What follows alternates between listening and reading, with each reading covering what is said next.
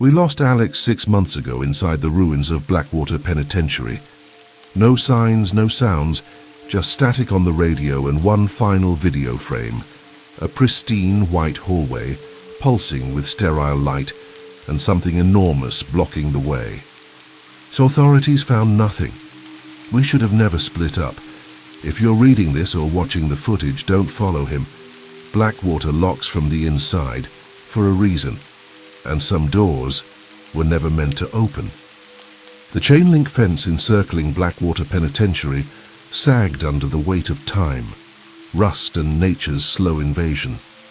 Vines thick as wrists coiled through every available crevice, weaving the perimeter into a tapestry of decay and forgotten history.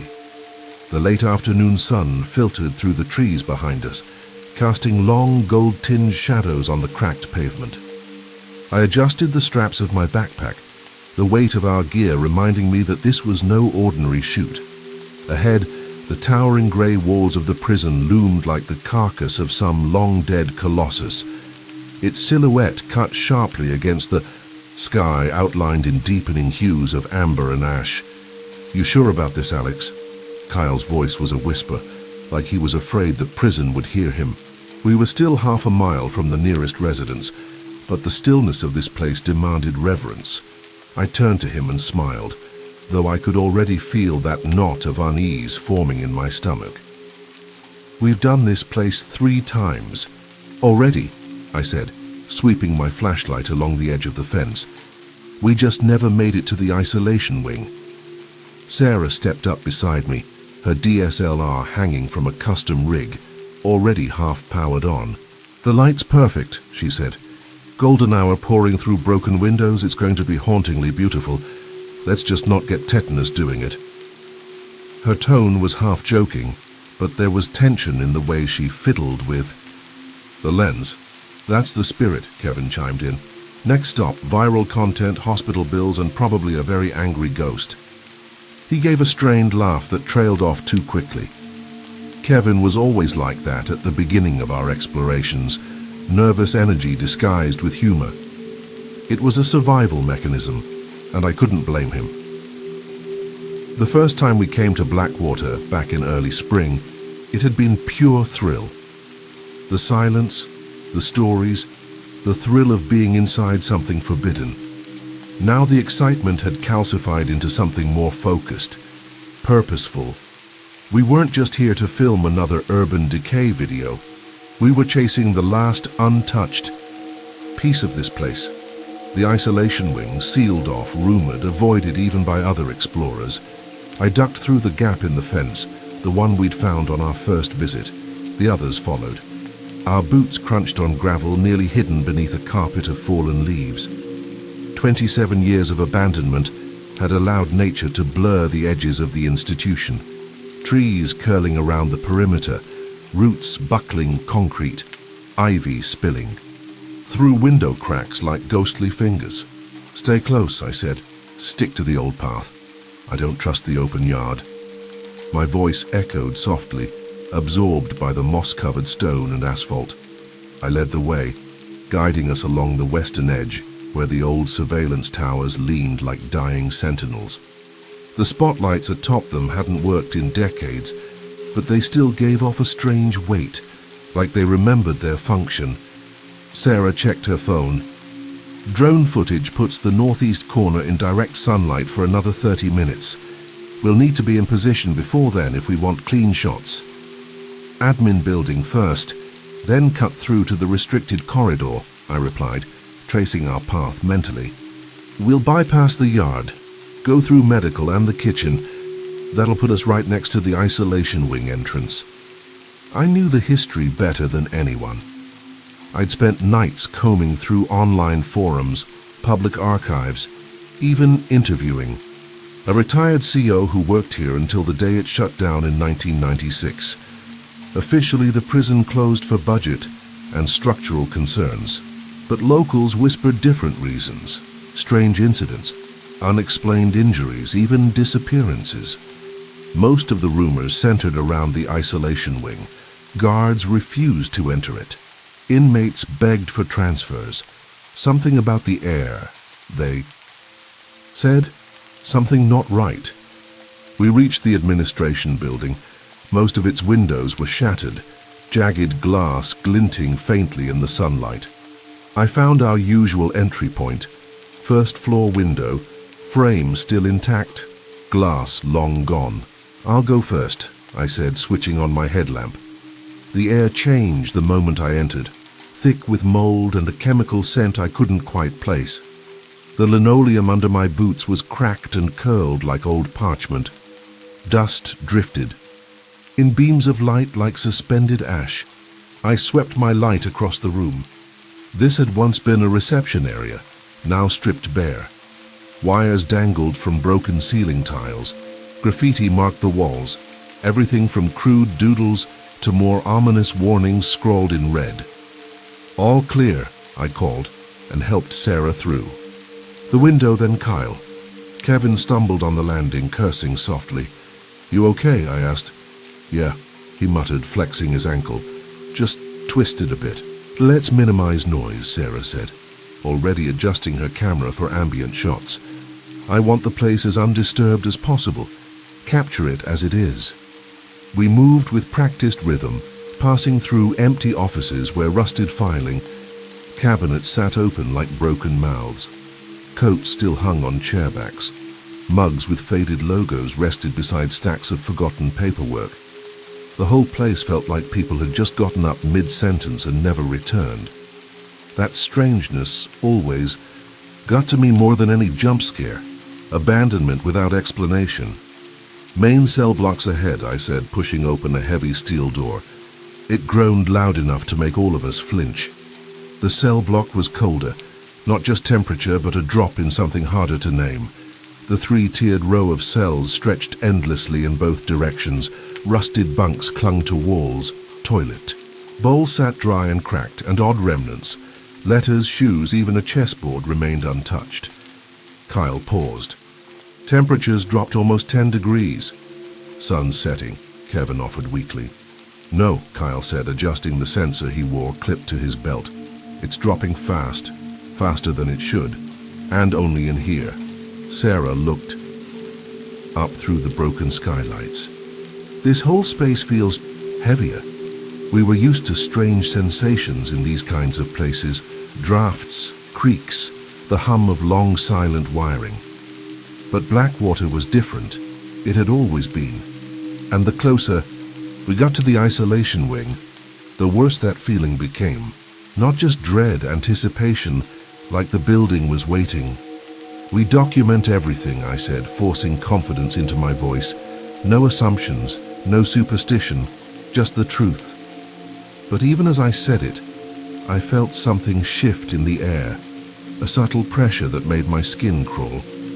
Blackwater hadn't been waiting for us, it had been calling. The familiarity of Blackwater's interior should have been comforting. We had walked these corridors before, traced these paths with our lights, our cameras, our breath held tight in our lungs.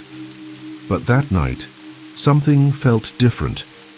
As we passed the skeletal remains of what had once been the heart of the administration wing, the building exhaled a stale breath of mold and dust, and I felt the weight of the structure settle over us like a shroud. The sound of our boots echoed differently this time. More hollow, more final. Sarah moved beside me with careful steps, her camera clicking rhythmically as she captured the natural light spilling through shattered windows. The golden hue bathed everything in soft decay. Peeling paint, collapsed filing cabinets, half-open drawers with aging documents curling like burnt leaves. "This light's perfect," she murmured, though her voice was subdued. She always photographed best when she was quiet, but tonight it wasn't focus, it was caution. We followed our usual route through the corridor that avoided the central yard. The spotlights above that area hadn't worked since the Clinton administration, yet something about their empty, glass-eyed gaze still made me avoid walking beneath them. Superstition or survival instinct, I didn't know anymore. As we turned a corner toward the medical wing, Kevin muttered, Does it feel colder in here, or is that just me? It's not just you, Kyle said before I could reply. He had his environmental sensor out again, checking the readings. Temperature dropped again, nearly 7 degrees since we entered the building. That doesn't make sense, Sarah said, rubbing her arms. There's no ventilation anymore, no power. How is it getting colder? Kevin offered a grin that didn't quite reach his eyes. Ghosts, obviously. They like it chilly. I didn't laugh. None of us did. The medical ward loomed ahead, a decaying collection of empty exam rooms, some with rusted gurneys still bolted to the floor. Cabinets hung open with shelves emptied long ago, looted by time or vandals or both. On one wall, the skeletal remains of a human anatomy chart curled at the edges. Its colors faded to ghostly grays and greens. A shattered light fixture swayed above us, creaking with each subtle shift of air. Do you remember what that guard said? I asked, stepping over a collapsed cart. Kyle nodded. The one who said people assigned to the isolation wing started hearing things, seeing things, Sarah added, adjusting the focus on her lens. Said staff kept requesting transfers. Whole shifts rotated out after just a few days. Could have been exaggeration, Kevin said, nudging a rusted wheelchair with his foot. People love ghost stories. Maybe, I muttered. But there's usually a seed of truth somewhere under all that nonsense. The cafeteria came next, vast and eerily intact. Long tables were still bolted to the cracked floor, and metal chairs sat at odd angles like the occupants had left. Mid-meal, a layer of grime covered everything. In the serving area, massive steel pots and industrial kitchen tools rested in eerie stillness, as if waiting to be used again. Check this out, Kevin called, pointing to a faded calendar stuck to the wall near the food prep station. October 1996 Taco Tuesday circled. Guess they missed it. The calendar was frozen in time, like everything else in this place. Sarah took a photo, her shutter echoing through the empty kitchen. We moved on, crossing the back of the cafeteria toward the restricted corridors. The air here grew heavier, denser, as if it had absorbed every scream, every whispered secret, every final breath taken inside these walls. My backpack felt heavier, though I hadn't added anything.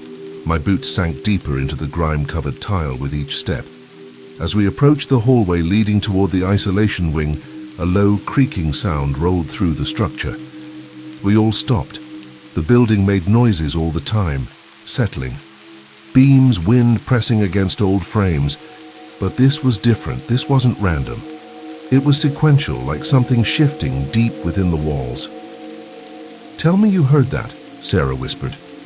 I heard it, Kyle said. It sounded like breathing.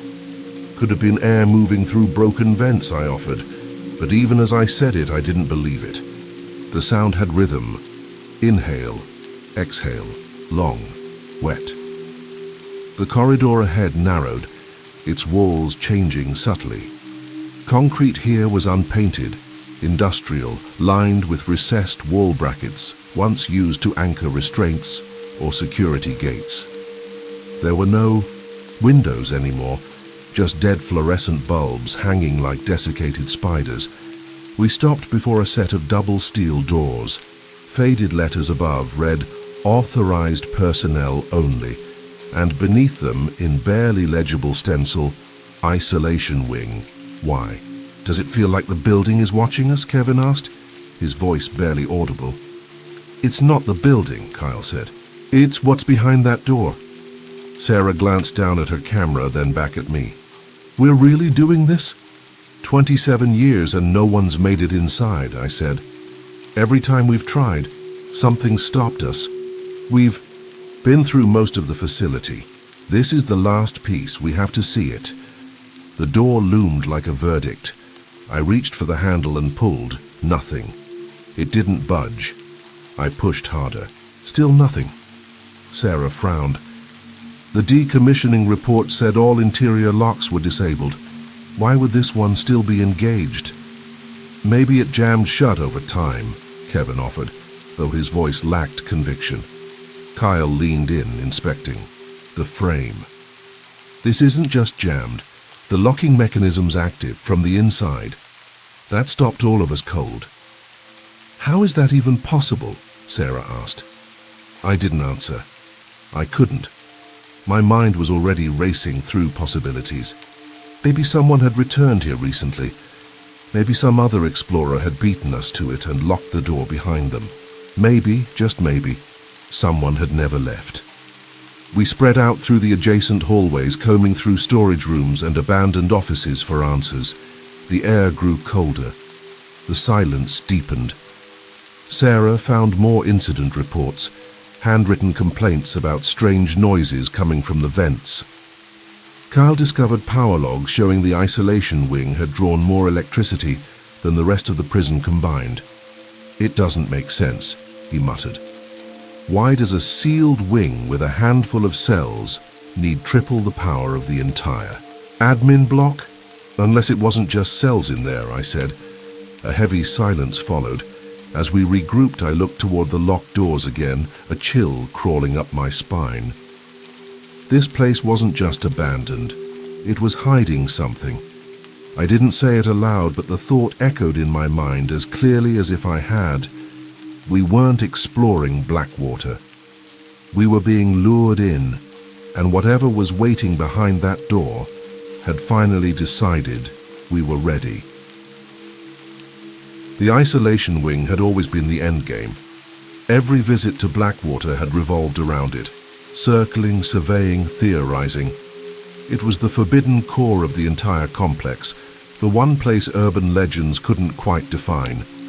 A wing so shrouded in rumor that even the most seasoned explorers treated it like a no-go zone. Until now. We stood in front of its locked double doors, the steel warped slightly but immovable, the faded stenciled letters above them bleeding away with time. Isolation wing. It should have been open. According to the decommissioning report from 1996, every lock in Blackwater had been disengaged after closure, especially interior security doors like this. But this one was sealed, not broken, locked, not from our side, from the inside. I stepped back and stared at the handle, trying to process what that meant. Sarah, who had been documenting the room, lowered her camera. "Are you sure it's not just rusted shut?" she asked. Kevin was already rolling his shoulder. "Only one way to find out." He lunged at the door and slammed into it hard enough to shake the wall. The impact echoed through the corridor, a deafening metal-on-metal thud that sent dust drifting down from the ceiling. But the door didn't move, not even a creak. Kyle knelt and examined the seam between the frame and the wall, tracing his fingers along the gap. "This lock's active," he said. "You can feel the tension in the mechanism." He looked up at me. "It's sealed from the other side." A long silence followed. The realization sunk in like a stone dropped into deep water. There was no one here. The prison had been abandoned for nearly 3 decades. The idea that someone, or something, could have re-engaged the locking system was impossible. But so was everything about Blackwater. "We need to figure out another way in," I said finally. "We're not leaving without getting into that wing." No one argued.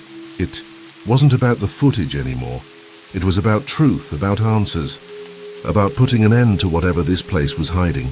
We split up, something we'd never done before at Blackwater, and something Kyle clearly hated. His eyes lingered on me, hesitating. "This isn't like the other wings," he said quietly. "There's something off. We should stay together." "I know," I said, "but if we're going to get in, we need options. There could be key overrides, structural weaknesses, anything. Let's cover ground quickly, stay on radio, and meet back here in 2 hours." Sarah and Kevin took the west route toward the warden's office, hoping to find master keys or administrative overrides. Kyle moved to inspect the exterior wall surrounding the isolation wing. I took the tunnels. The maintenance tunnels had always been the most unnerving part of Blackwater. Located beneath the main complex, They had once connected critical sections of the prison. Utility corridors lined with rusted pipes, ancient wires, and graffiti no one would admit to writing. We discovered an access hatch during our first visit near the old boiler room and marked it on our map for future exploration. Now I was descending into the unknown with only a hand-drawn sketch, a dim headlamp, and the echo of my own breath for company. The ladder groaned beneath my weight, flaking rust with each rung. When I reached the bottom, the smell hit me. Damp. Air thick with the scent of mildew, old concrete, and something faintly metallic. The tunnel stretched ahead in a narrow, claustrophobic path. My flashlight cut a tight beam through the darkness. The sound of dripping water echoed from somewhere far down the line, rhythmic and maddening. 10 minutes in, I saw something that stopped me cold. Footprints. Not ours. Not old. Fresh. They marked the thick dust along the floor in a clear, uninterrupted trail. The tread pattern didn't match any of our boots. They were deeper, larger, like someone heavier had walked this way recently. And not months ago. Days, maybe even hours. A shiver crawled up my spine. Against every instinct screaming at me to turn back, I followed. The further I went, the more the tunnel changed. Crumbling walls gave way to newer cement, smoother surfaces, conduits that looked more modern. The air grew cooler, drier, and disturbingly still. Then I saw it. A door. It was tucked behind a row of old storage shelves, almost invisible from the main tunnel. But someone had disturbed the shelves recently, pushed them aside just enough to reveal the frame. The door was metal, solid, and strangely clean.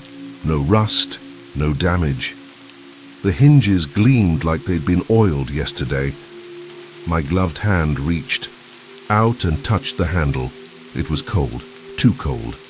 I pressed my ear to the surface and heard something, a low mechanical hum from the other side. That made no sense. The prison's power had been cut decades ago. I opened the door. It swung easily, noiselessly, revealing a chamber unlike anything I'd seen in Blackwater or anywhere else.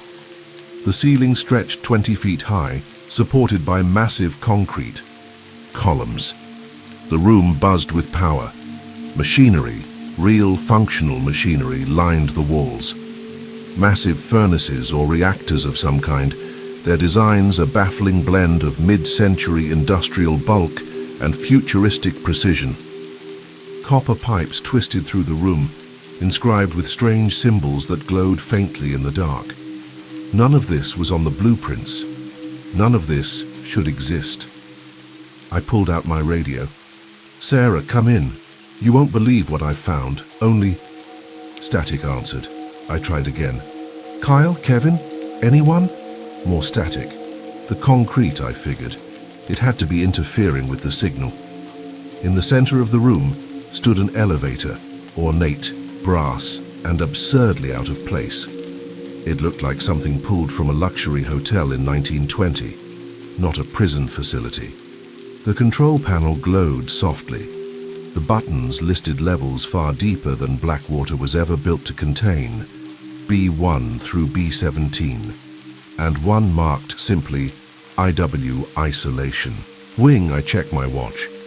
Still had time before our 2-hour window closed. I should have turned back, should have returned with the others and explored it together. But what if this was the only chance?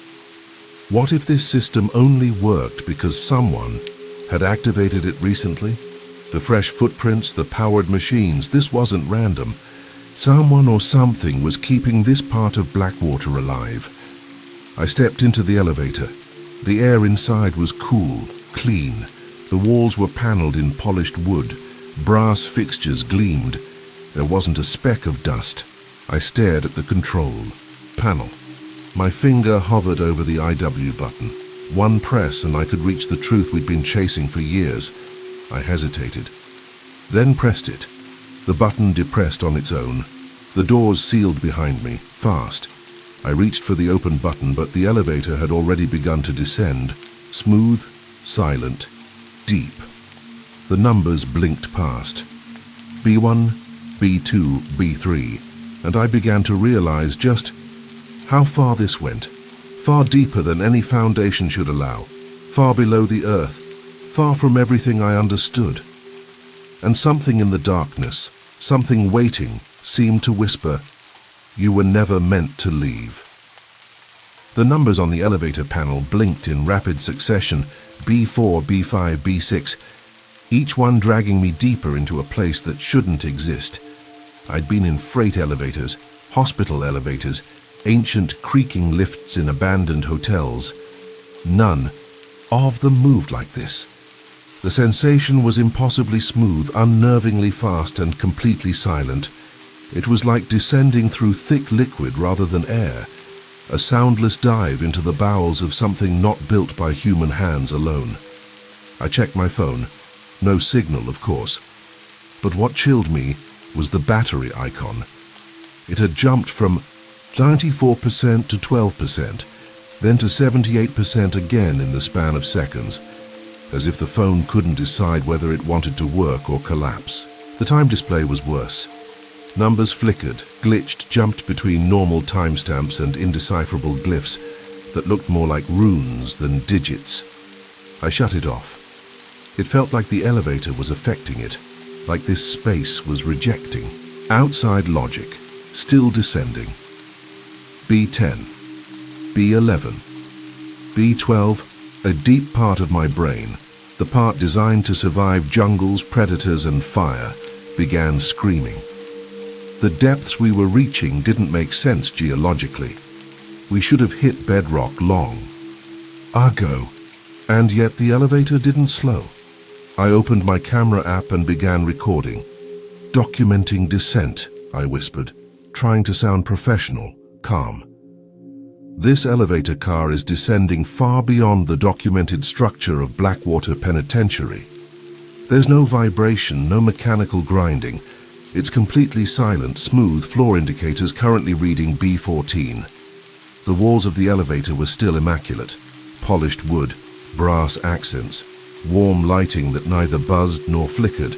It felt like I'd stepped into a memory of luxury, except nothing about it had a past. No scratches, no fingerprints, no dust, not even the faint wear of age. As if this elevator had been constructed and sealed in stasis since the day it was. Made or worse, like it refreshed itself after every use. The panel flashed B17 and then stopped. A soft chime sounded. The brass doors slid open with a breath-like sigh. I stepped into the corridor beyond and instantly regretted it. White. Everything was white. Floor, walls, ceiling. All the same pristine, seamless material. No tiles, no panel lines, no junctions. The corridor extended forward in a perfect straight line, brightly lit by recessed ceiling strips that cast no shadows. The light was oppressive in its uniformity, and the air smelled sterile with a sharp metallic undertone that clung to the back of my throat like copper dust. I turned to glance at the elevator. The doors had already closed. I reached out to press the call button, only to find that it no longer existed. The wall behind me was flush, smooth and uninterrupted. I ran my hands across it, searching for a seam, a panel, a hollow knock. Nothing. My way back had vanished. A wave of panic surged, but I forced it down. I'd been in tight spaces before. Sealed rooms, tunnels, flooded basements. But this was different. This wasn't just being trapped underground, this was being elsewhere. I started walking forward, camera still rolling, narrating quietly to anchor my thoughts. Corridor appears to be roughly 8 feet wide, ceiling height standard. No visible doors, windows, or access points. Material resembles drywall but is colder, possibly composite or metal-based. There's a sterile scent in the air, like disinfectant or surgical rooms mixed with iron. The sound of my boots on the floor echoed strangely. Each step returned a half-beat too late, like the sound had traveled further than the corridor should allow. I kept my right hand on the wall, following the old exploration rule. Stay grounded, don't lose orientation. But even that felt futile. Here, 10 minutes in, the corridor remained unchanged. No bends, no intersections, not even subtle variations in wall texture. Just endless, featureless white. I stopped and looked back. That was when I noticed something wrong. I could only see about 50 feet behind me. The rest of the corridor curved, but it had felt perfectly straight. I turned completely, trying to retrace my path. No matter where I looked, the hallway gently curved away from me, both ahead and behind, giving the illusion of straightness but subtly shifting the geometry. I checked my compass. The needle spun lazily, never settling. I checked my watch. 27 minutes had passed since I'd entered the elevator, but it felt like far longer. Spatial distortion. That term popped into my head uninvited. I continued forward. Another 10 minutes. Then 15. Time became irrelevant. That's when I heard it, a sound that didn't come from my footsteps, my gear, or the echo of my breath. It was a slow, labored breathing, wet, mechanical, and massive. It reverberated faintly through the corridor, as if the air itself had lungs. I stopped, held my breath. The sound continued. "Hello?" I called out, my voice swallowed instantly by the silence. "Is someone there?" No reply, only that breathing. Rhythmic, steady, and too deep to belong to anything human. I moved more cautiously now. My hand trembled slightly as I raised the camera to eye level, using the screen to scan ahead without exposing my full body to the curve of the corridor. The breathing grew louder, louder. Each exhale vibrated faintly underfoot, and I realized it wasn't just sound, it was movement. The hallway itself was resonating. I rounded the next curve and froze. A massive body lay across the corridor, blocking the path entirely. It was enormous, at least 15 feet tall, though slumped on its side. Vaguely humanoid, but grotesquely distorted. Its greyish flesh was bloated, its skin translucent and waxy like a drowned corpse. Beneath the surface, dark fluids pulsed slowly through massive veins. The breathing, laboured, wet, mechanical, came from its twitching chest. Its face was turned away, pressed against the far wall. The back of its skull bulged unnaturally, as if under pressure. Occasional shudders rippled across its body, twitches of slow, restrained movement. It was alive, and somehow, impossibly, it was still breathing. The sterile scent was gone now, replaced by the pungent bite of formaldehyde and rot. My stomach lurched. I clapped a hand over my mouth and backed away slowly, my boots squeaking faintly on the immaculate floor. I bumped into the wall, steadying myself, camera still trained on the creature. "Humanoid entity encountered," I whispered, into the mic. Estimated size 15 feet, skin grey translucent, breathing present, movement minimal but active. Subject appears to be in stasis or deep sedation. The thing didn't move, didn't respond, but I didn't trust that it wouldn't. Crouched to retrieve my camera's stabilizer, which I'd dropped without realizing. That motion, bending, looking away, losing sight of it for a heartbeat, sent a jolt of raw fear through me. I rose quickly, afraid it would have moved. But it hadn't. Yet, this wasn't a ghost, it wasn't a hallucination. This was something else, something real. I couldn't go forward. The body blocked the entire corridor, and I sure as hell wasn't climbing over it. I turned, retracing my steps, but when I looked behind me, the corridor no longer looked familiar. I'd left no marks and everything was identical. Had I walked that far? Or was the hallway shifting again? I picked a direction, backward, I thought, and began walking faster. The breathing faded behind me, but the unease didn't. I didn't know where I was anymore, not just within the prison, not even within reality as I understood it.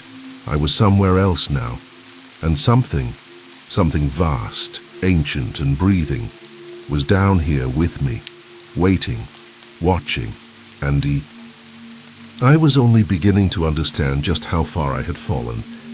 I kept walking, step after step on the pristine white floor, my breath catching every few seconds, trying to stay calm, trying to convince myself I hadn't just seen what I had seen. But the image was seared into me, flesh the color of wet, stone, pulsing veins beneath translucent skin, that mechanical breath like an entire building exhaling. Whatever that thing was, it hadn't moved, but it had been alive. It had been aware. I couldn't shake the sensation that it had let me go, that it had seen me even with its back turned. The corridor was no longer a corridor. It was a loop without curve, a straight line that refused to behave. I moved in what felt like a singular direction, but after 10 minutes, then 20, then 30, according to my watch, I began seeing the same marks, the same seams on the ceiling tiles, the same slight discoloration in one spot along the floor. Except I hadn't left any marks, had I? Everything was the same, uniform, sterile, untouched. To fight the panic gnawing at the edges of my thoughts, I pulled out my pocket knife and scratched an X into the wall. The metal resisted at first, but the blade left a shallow groove. Finally, something had yielded to me in this place. I walked on, counted 20 steps, scratched another X, another 20, another X. I kept going, comforted by the trail I could look back on, but when I turned around, nothing. The wall was smooth, unbroken. I rushed back to where the most recent X should have been, palms damp with sweat. Gone. Just a white wall, featureless, cool to the touch, slightly moist like hospital tile, but too smooth, too perfect. The scratch I had made had healed. I tried again, pressed harder, digging the blade in deeper this time. I stood there watching it, daring the wall to erase me again. 5 minutes passed. The mark remained. Relief. I continued onward. 5 minutes. Later I turned back again. Gone. The corridor was repairing itself. I dropped the knife, my pulse surging behind my eyes. "You're not losing it," I muttered to myself. "You're observing, collecting data. This place doesn't behave like normal architecture. That doesn't mean you're losing your mind." But it felt like a lie. And then the lights began to pulse. The corridor, once evenly lit in a sterile haze, began to throb gently, light brightening and dimming in a subtle rhythm. At first it felt like a mechanical fault, a flicker, but the rhythm was too clean, too precise, a slow inhale, a long exhale, the same cadence as the breathing I had heard earlier. The corridor wasn't just lit, it was alive. I zipped my jacket up to my throat. The temperature was dropping fast. Within seconds, my breath fogged the air before me, and ice crystals formed along the seams where floor met wall. My boots squeaked with each step as the thin layer of frost spread outward. "What now?" I whispered. The pulsing intensified. Light patterns rippled across the ceiling. When I looked up, sharp pains shot behind my eyes, migrainous stabs. My vision blurred. I looked down at the floor instead, just to have something constant. But even the floor seemed to be rippling faintly, undulations so slight they could be tricks of the light or real movement beneath my feet.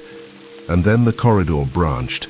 Without warning, the endless hallway that had refused to bend or split now offered me 3 identical paths. A junction, all corners at perfect 90-degree angles. Each corridor looked the same, white, lit, gleaming. "This wasn't here before," I muttered. Turned to look behind me. The corridor remained as it had been, curving softly out of sight, devoid of features. But now my footprints, visible in the thin frost, showed that I had walked in a straight line. My heart pounded. The layout was changing, reacting, testing, I shouted. "Sarah! Kyle! Kevin!" My voice echoed down the 3 paths, distorted, like sound was bouncing off the wrong geometry. The silence that followed was heavier than noise. I picked the leftmost. Corridor instinct. The cold worsened. I pressed my gloved hand against the wall for orientation, but even the gloves weren't enough. The chill bit through the fabric like dry ice. The lighting above continued its rhythmic throb. I moved forward, but now the corridor twisted. Tight turns, sharp angles, then suddenly opening into round chambers before splitting again. I began choosing paths at random, desperate to stay moving. It was the only thing I could still control. Then, I found the room. It wasn't like the others. This one had contents. Metal desks lined the walls, antique equipment resting on top. Rotary phones, typewriters, adding machines. Filing cabinets stood like tombstones along one side. At the far end, a chalkboard stretched across the wall, filled with equations and symbols I couldn't decipher. The lighting was stable here, the temperature almost normal. It looked like a 1960s research station frozen in time. I crossed the room slowly, unable to shake the feeling that I was trespassing in something sacred. I scanned the papers strewn across one desk. Old government forms, many marked top secret. Others stamped U.S. Department of Energy, Special Projects Division. Some bore a black insignia shaped like a downward-pointing triangle, encasing a spiral. I found a folder labeled Project Threshold Phase 2 Results. Inside was a typed report dated 1963. The words were clinical, measured. Following successful containment of the boundary entity, Project Threshold has entered Phase 2 testing of dimensional folding capabilities. Initial results confirm our hypothesis. The breach has created a self-sustaining pocket dimension within the primary containment zone. Spatial properties do not conform to Euclidean geometry. Test subjects report disorientation, time dilation, and progressive hallucination. 3 subjects failed to return despite following extraction protocol precisely. I read the line again. Pocket dimension. Dimensional folding. This wasn't just an underground wing, this was a separate reality.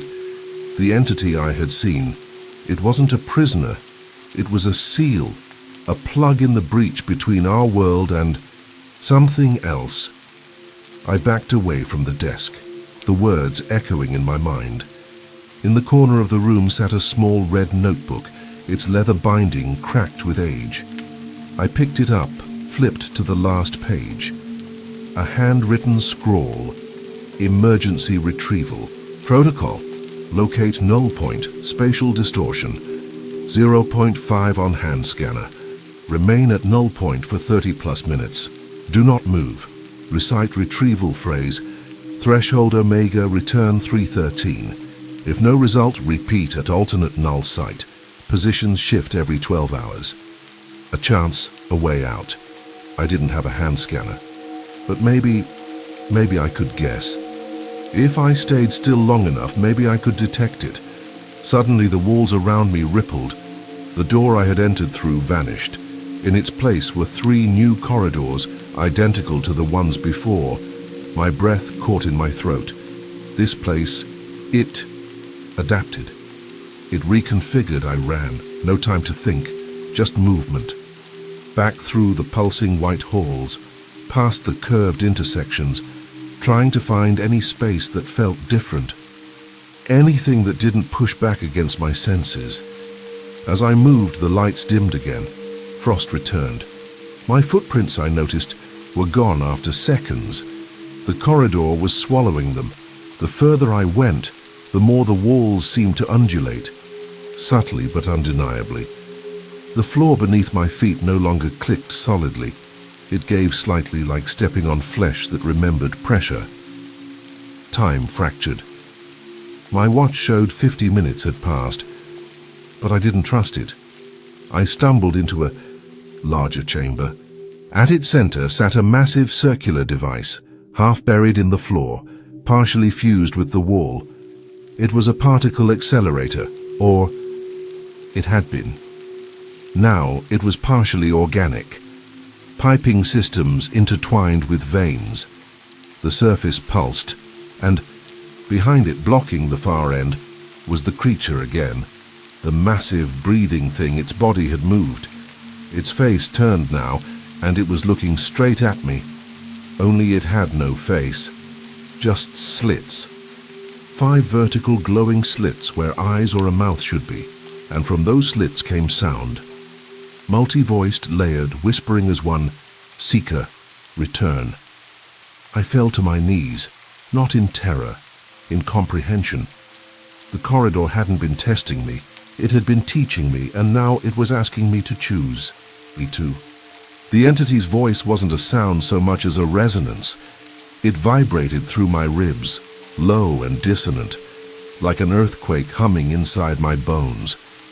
Each word, or approximation of one, felt as though it was being translated in real time by something that didn't entirely understand language but was trying to make itself known, trying to speak across the gulf of realities. Seeker, return. It didn't have eyes, but I felt watched, seen down to the most microscopic fibers of my being. The 5 slits across its featureless face pulsed with pale amber light, flickering in sync with its heavy mechanical breathing. Its massive body remained mostly still, but beneath the waxen surface, I could see fluids shifting, organs twitching, muscles flexing in slow, deliberate waves, like some great hibernating creature resisting full consciousness. I took a step back. You can speak." The slits widened, not physically but perceptually, like my mind was filling in the blanks. A wave of emotion poured out. Not anger, not menace, just weight, age, knowledge so vast it pressed against my comprehension like an ocean against glass. Anchor, breach plug, barrier being. The words staggered through my mind in fragments, like subtitles in a dream. I realized it wasn't speaking to me so much as through me, its voice using my perception as scaffolding. "You're keeping it closed," I said aloud. "The breach. You're what's holding it back." The slits dimmed slightly, like eyelids narrowing. First ones made tear, needed seal. We agreed. The words struck with the force of cold water. We agreed. Not captured, not imprisoned. This thing had chosen to stay here, to become the lock. On something worse, the weight of it settled into me. This entire wing, this whole warped space, it wasn't a prison in the traditional sense. It was a containment field, a quarantine built around a pocket dimension.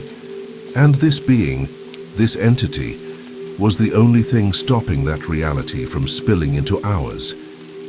"Why me?" I asked, stepping closer. "Why bring me down here? Why not let me turn back?" For the first time, I felt a sense of hesitation. From the pulses slowed, the breathing paused just for a moment. Others tried. Few listened. "Utia, remember." "Remember what?" "Pattern, sound, structure. You see deeper." My thoughts flashed back.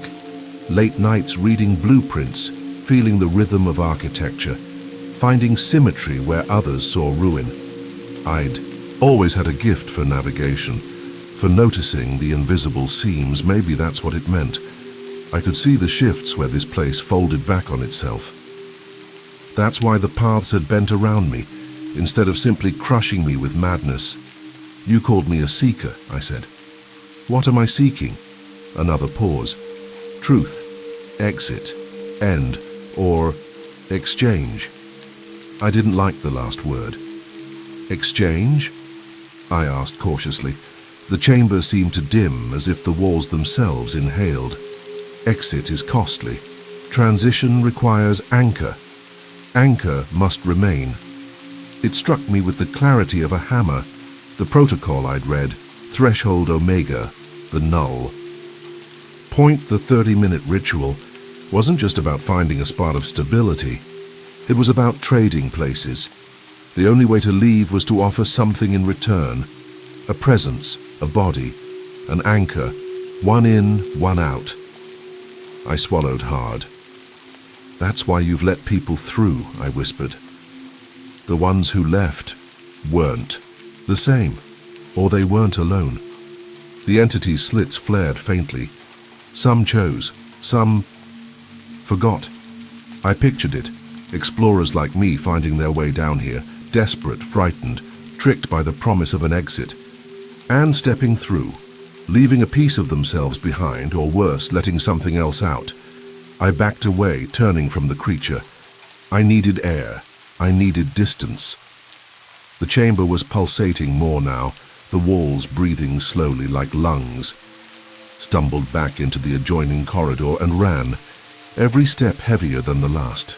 The hallway twisted, but no longer tried to disorient me. It guided me subtly toward the research station I'd visited before. The chalkboard still displayed equations I couldn't read. The metal desks sat like shrines to forgotten knowledge. But now a new file lay on one of the tables, left open as if waiting. I approached. Inside were photos, grainy black and white shots of the same entity I had just encountered, only smaller, emaciated, struggling against bindings that appeared to be made of light. Dates marked the progression: 1961, 1963, 1970. With each year, it grew larger. Not from feeding, but from absorption, the files were marked. Entity expansion linked directly to breach stabilization. Greater mass, shock greater dampening of interdimensional flux. Note, intelligence increasing with size, now responds to spoken language. May possess memories of original dimension, no longer suitable for testing. Transition to phase 3. Another. File contained a transcript, handwritten and frantic. We thought it was a rift. It's not, it's a vein to something else. Every time we tap it, it pulses. The entity isn't the danger. It's the plug. We disturbed it. And it's growing because it's barely holding it back. I looked down at my hands, shaking. The realization struck fully. The breach hadn't been an accident. The government, some group, some division, had opened it on purpose. Maybe they didn't understand what they were doing at first. Maybe they thought it was a new energy source, a shortcut through dimensions, a weapon. But they'd opened a hole in the skin of our reality, and when things began to bleed through, they found something on the other side willing to help them stop it, and they trapped it here.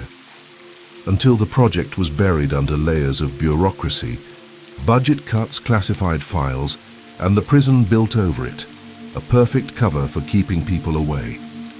Only people like me, drawn by mystery and decay, had started getting too close.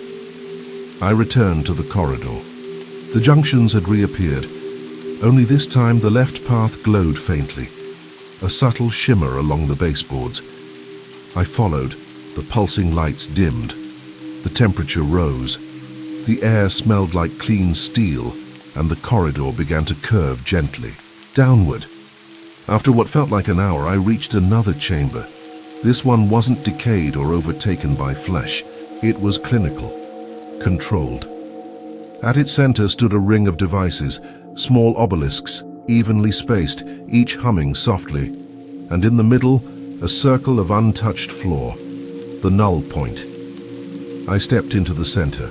My watch read 2:37 a.m. I sat down, breathed, recited. The phrase, Threshold Omega, Return 313.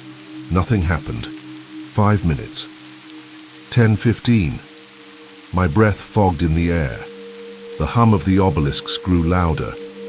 I whispered the phrase again, louder. The lights dimmed, then flared. The circle of floor beneath me shimmered. And then I wasn't alone. Across the chamber, the entity appeared. It had moved without sound, without force, simply emerged, like it had stepped sideways through time. It looked down at me, slits burning. "You choose?" it asked. I stood slowly. My legs ached, my mind buzzed. "Will it hold?" I asked. "If I stay?" A pause, until it breaks, and then another. Of course, another seeker, another trade. That's how the door stayed closed. A chain of lives, one link at a time. I closed my eyes. I thought of Sarah, of Kyle, of Kevin, of all the people who might wander too close, and I spoke. I choose. The moment Alex disappeared into the maintenance tunnels, I felt it. Not a logical concern, not something I could explain to Kevin or Kyle with facts and figures. It was deeper, instinctual, a gut-level shift in the atmosphere, like something in Blackwater had changed the second he broke from our line of sight. It wasn't fear at first. It was unease. Then it grew teeth. We were supposed to regroup in 2 hours. That had been the plan. Kevin and I were searching the warden's office for any kind of access key, while Kyle mapped the exterior of the isolation wing, looking for weaknesses. But an hour in, when Kevin asked me what time it was, I realized I had no idea how long. We'd been searching. My watch read 4:32 p.m., but the light through the broken windows was wrong, cooler, dimmer, like dusk had arrived too quickly. "Hey," I said, "try reaching Alex again." Kevin lifted the walkie. "Alex, you there? Any luck with the tunnels?" "Nothing, just static. Try another frequency." He flipped the dial and tried again. "Alex, it's Kevin. Check in. We're at the office. You find anything?" More static. Faint crackles like distant thunder. I turned back toward the corridor. "Something's wrong." Kevin looked at me. "You sure? Maybe he just went deeper. We've lost signal down in admin before." I shook my head. "No, he would have checked in. Even if the signal cut out, he'd climb back up. You know him." He did. We all did. Alex was methodical, borderline obsessive about safety. He'd built our communication routines from scratch. Backup frequencies, battery checks, redundancy plans. He would not have gone radio silent, unless something had gone very, very wrong. I left Kevin behind and made my way toward the basement access tunnel. The air grew colder with every step. Dust hung in the light like pollen, and the silence became something physical like pressure on my chest. I passed a broken mirror in the hallway and glimpsed my reflection, pale, tense, eyes wider than I expected. I barely looked like myself. The hatch to the tunnels was open. That stopped me in my tracks. The rusted iron door we'd always found sealed had been shifted fully open, propped against the wall like someone in a hurry had gone through. I crouched and checked the ladder. Recent scuffs, flakes of rust knocked free. "Alex," I called. "Down." Only my echo answered. Dull and wrong. I turned on my headlamp and descended. Each step creaked under my weight. But I didn't hesitate. Not now. Not after the hours we'd poured into this place. Not after the way Alex had looked at the elevator blueprints, like he was solving a mystery no one else could see. I reached the bottom and immediately saw it. His boot prints, clear and fresh, leading into the tunnel. He hadn't been gone long. My heart kicked harder. I followed, pausing only to mark my own trail with chalk on the wall, a habit he'd taught me. The air in the tunnel was stale, but the cold was biting. It felt unnatural, as if it came from inside the walls. As I moved deeper, I noticed the dust growing thinner, more disturbed. Then it stopped entirely. The prints just vanished, and in their place, a door. I knew it hadn't been there before. We'd mapped these tunnels, documented every blockage, every sealed entrance, every path. This one wasn't on any of them. The door looked out of place, metal, freshly, oiled hinges, smooth frame. It gleamed faintly under my light, and on the handle I saw the smallest smear of something dark. Blood? No, grease. I hesitated for the first time. My hand on the handle, my breath short. Behind this door might be Alex. Behind this door might be nothing. Or worse, something we weren't meant to find. I opened it. What greeted me was silence. And light, Not the flickering fluorescence of Blackwater, not the dim twilight of the upper floors, but a soft, glowing white that seemed to emerge from nowhere. A corridor stretched out before me, gleaming, perfect, curved subtly like the interior of some impossibly clean organism. The air was dry, metallic. It tasted like sterilized metal. I stepped inside. The door closed behind me with a hiss. I spun, reaching for the handle, but it had vanished. The seam of the door no longer existed. Just smooth white wall, unmarred, untouched. Alex? My voice came out like a whisper. The corridor seemed to absorb it, muffle it. I walked forward. No sign of footprints, no sign of disturbance, just endless white, sterile perfection. Then I heard it, faint, far off, breathing, not my own, not natural, deep, slow, mechanical.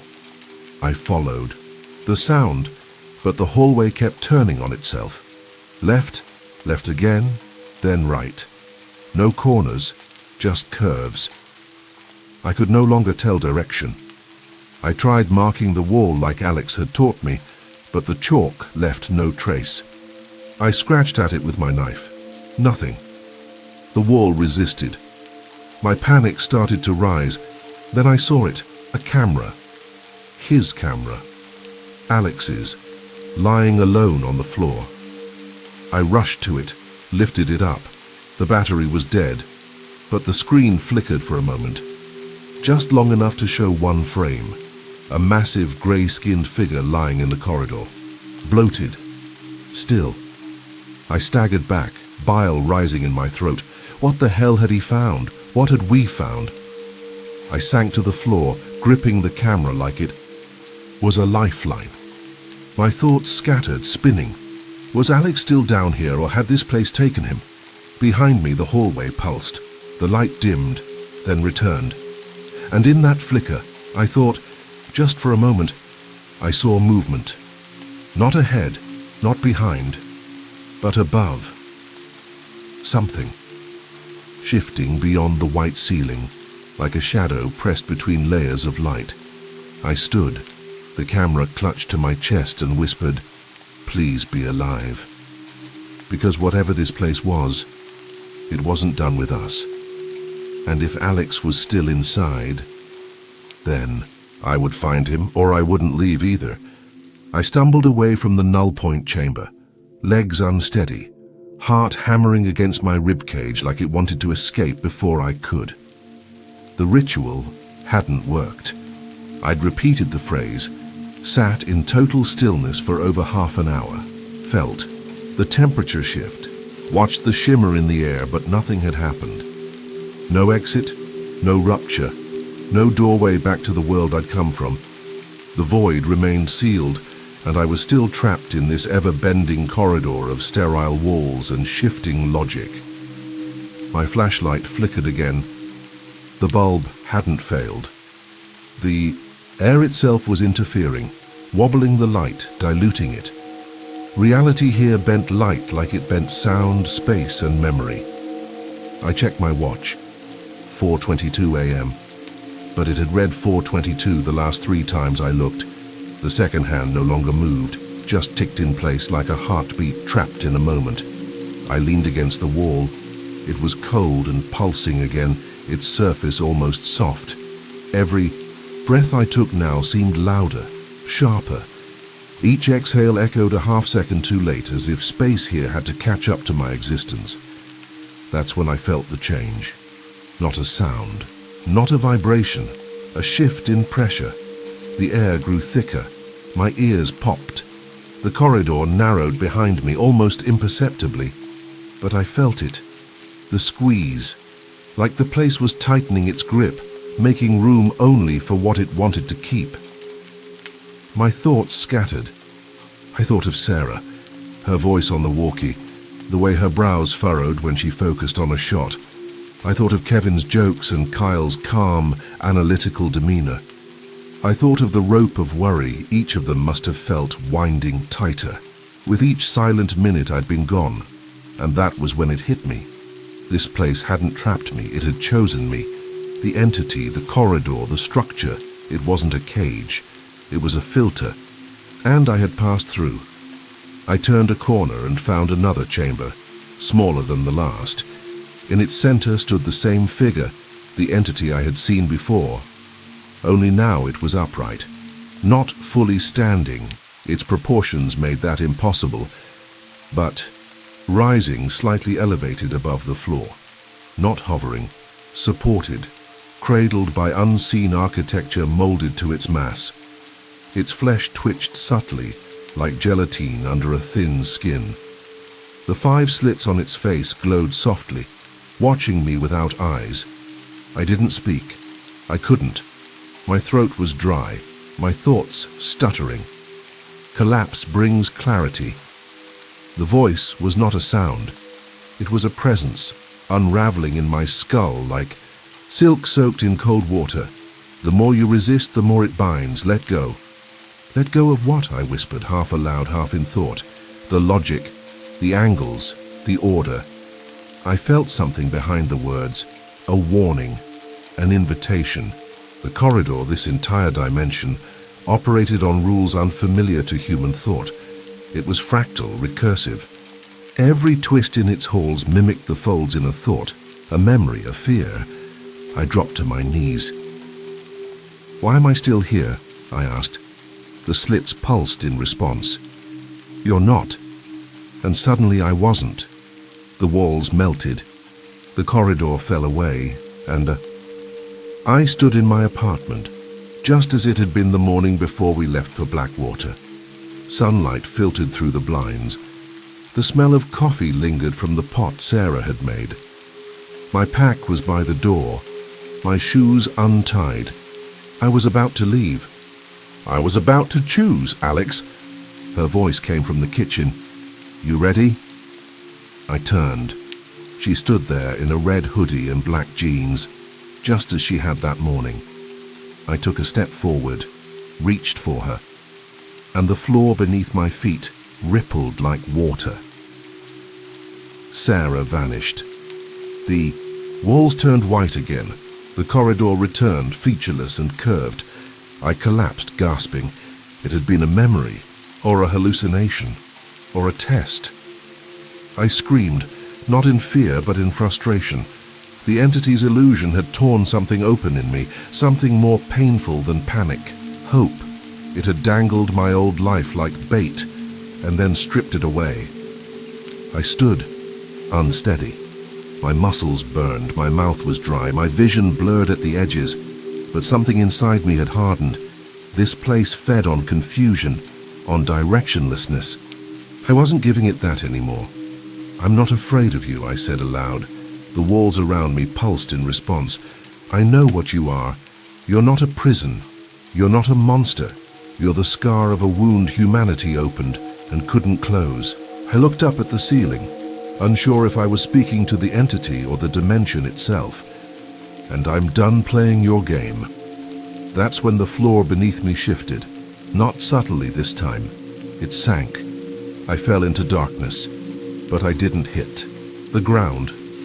I landed in another chamber, vast and dark. Around me were relics of human science, consoles, monitors, machines designed for observation and containment.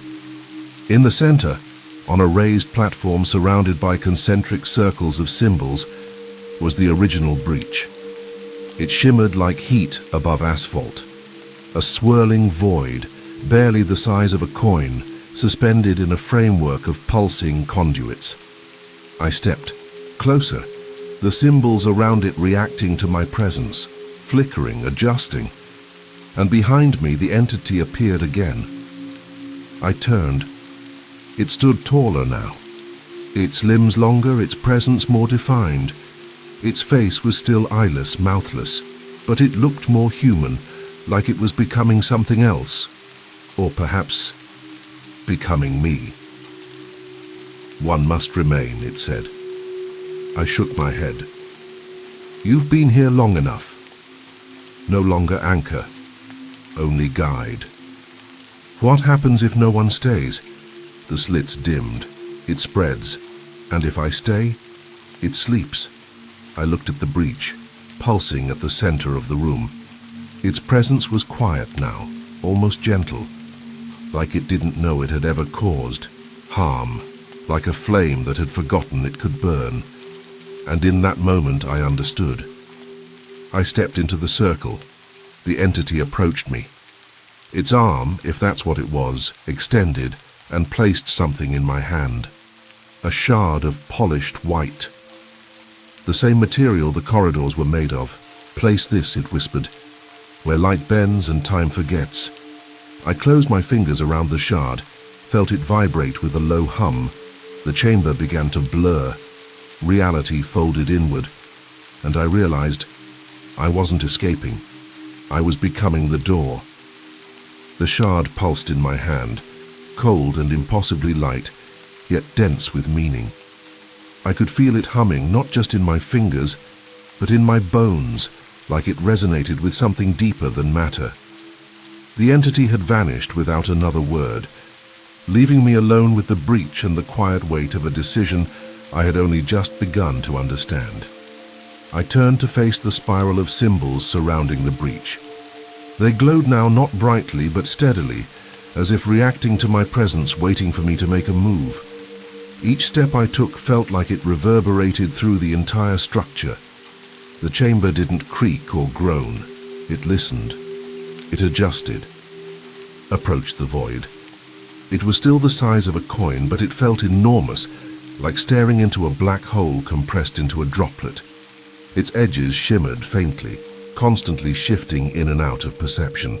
Not just dark, anti-light erasing anything behind it. I had the sense that if I stepped even an inch too close, I would unravel, not die, not vanish, but be rewritten into something no longer me. And yet, I knew what had to be done.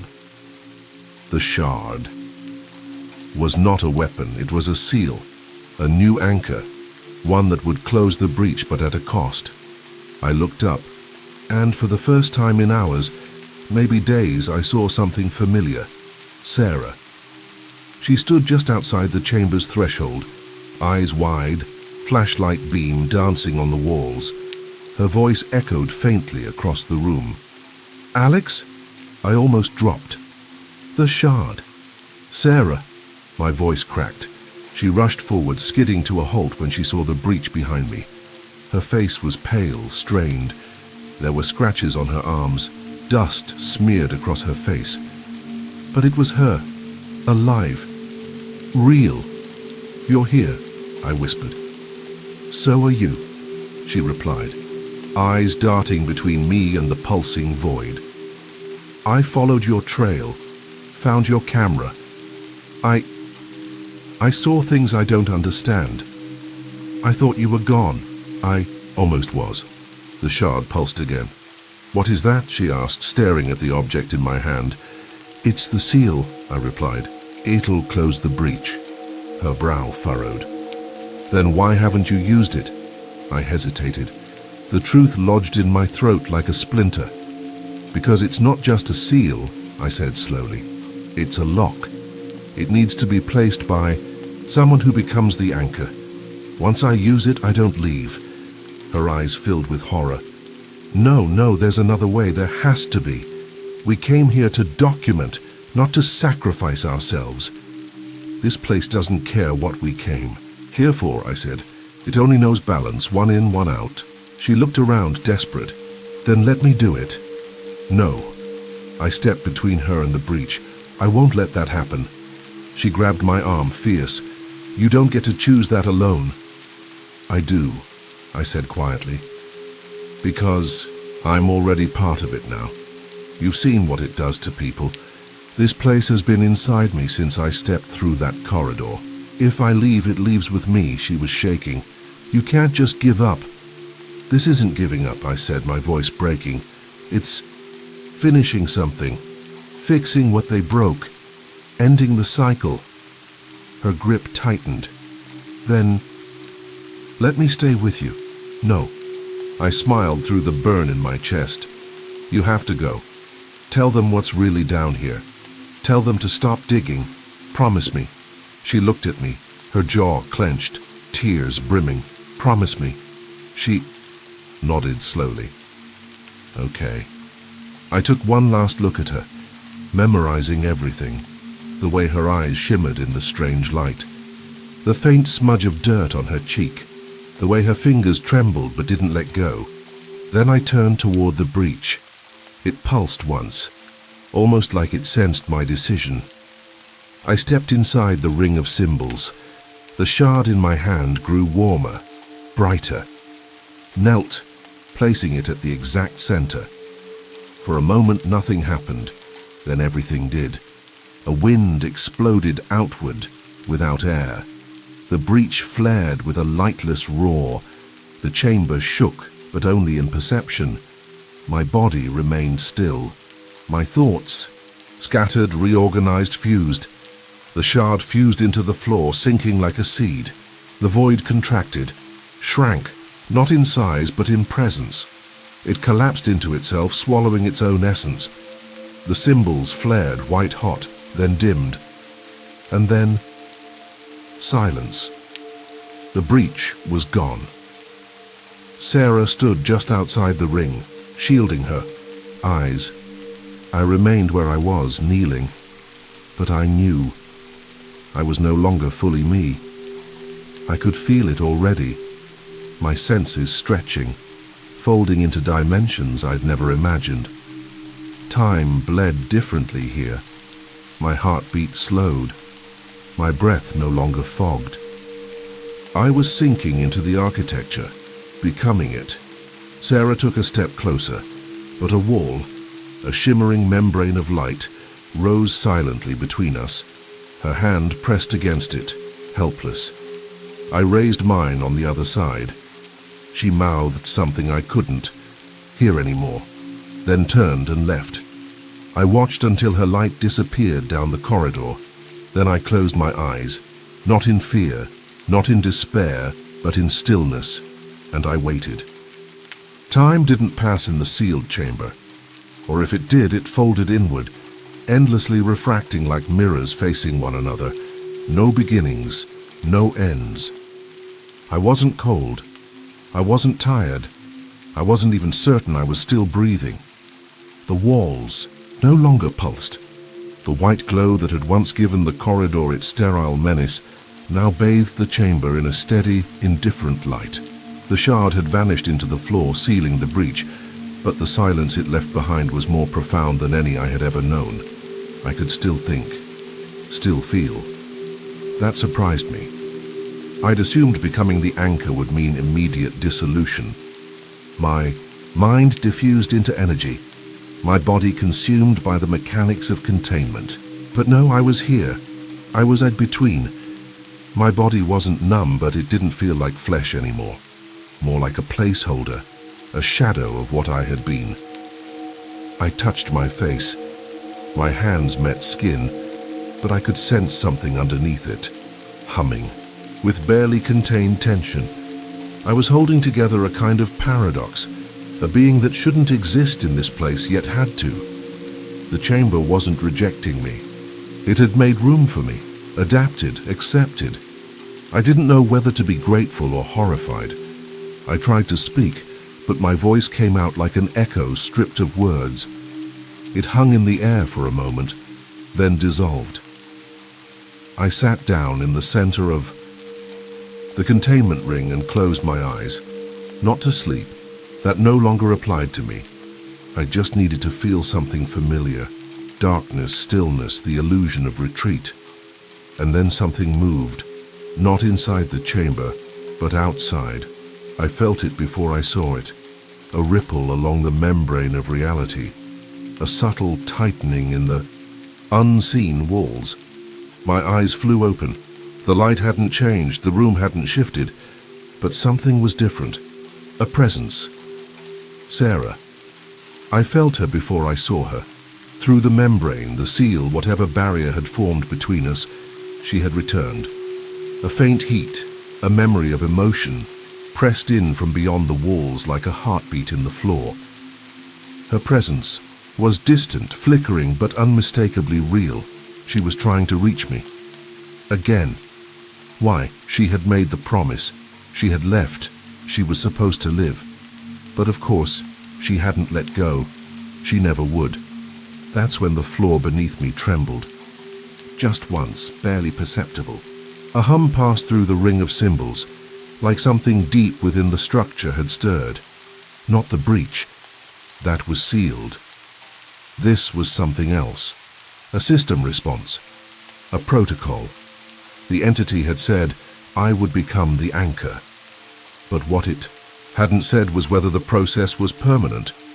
What if sealing the breach wasn't just about holding it, but absorbing it, neutralizing it by becoming it, its shape, its rules, its memories? That terrified me more than any monster I'd seen, because I was still me. But if I remained here long enough, I wouldn't be. I stood. Slowly. The room felt smaller now. Or maybe I had grown. Not in size, but in scope. My thoughts had begun to stretch, intuitively reading the flow of energy in the walls, the feedback in the air. It wasn't language, but I understood it. A message encoded into the chamber itself. Optional lock cycle engaged. Transition state detected. Reversion possible. Window 4 minutes. Warning, incomplete extraction. Will destabilize host. The words weren't spoken or seen. They simply were. Like knowledge that had always existed, but had only now become accessible. There was a choice. A window. 4 minutes. If I re-entered the membrane now, before full transition completed, I might be able to return. Not completely. Not without scars. But enough. The floor lit up beneath my feet. A path, faint and shifting, formed a spiral leading outward from the ring. The chamber pulsed, not warning me, but preparing me. I looked toward the barrier. There was no visible door, no handle, but I could feel it, where the seam was, like muscle memory, like breath. I stepped forward, 1 foot outside the ring. The air thickened, 2 feet. The light behind me dimmed. 3. My chest tightened, not from fear, from compression. Then I saw her, Sarah. On the other side of the wall, half lit by her flashlight, eyes wide with a hope she clearly didn't trust yet.